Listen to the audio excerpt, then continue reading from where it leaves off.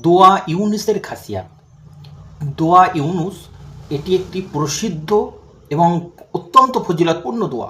এই দোয়া সম্পর্কে রাসূলুল্লাহ সাল্লাল্লাহু আলাইহি ওয়াসাল্লাম বলেছেন যে দোয়া ইউনুস পড়ে যদি কেউ আল্লাহর কাছে দুহাত তুলে দোয়া করে, ওই ব্যক্তির দোয়াকে আল্লাহ কবুল করে নেন। এবং রাসূলুল্লাহ সাল্লাল্লাহু আলাইহি ওয়াসাল্লাম আরও বলেছেন, যদি কোনো পীড়িত ব্যক্তি, মুমূর্ষু রোগী ব্যক্তি, যদি সে তার পীড়াকালীন, তার রোগকালীন, বিপদকালীন যদি সে দোয়া ইউনুস পড়ে আল্লাহর কাছে দোয়া করে, আল্লাহ পাক তার রোগ থেকে শিফা দেন, তার মুশকিল থেকে আল্লাহ আসান করে দেন।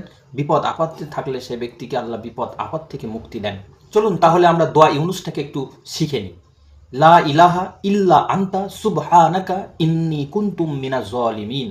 এই দোয়াটি নবী ইউনুস আলাইহিস সালাতু ওয়াস সালাম মাছের পেটে থাকাকালীন এই দোয়া পড়ে আল্লাহর দরবারে তিনি দোয়া চেয়েছিলেন মাছের ওই পেট থেকে মুক্তি পাওয়ার জন্য। সেজন্য এই দোয়াটা দোয়া ইউনুস নামেই প্রসিদ্ধ।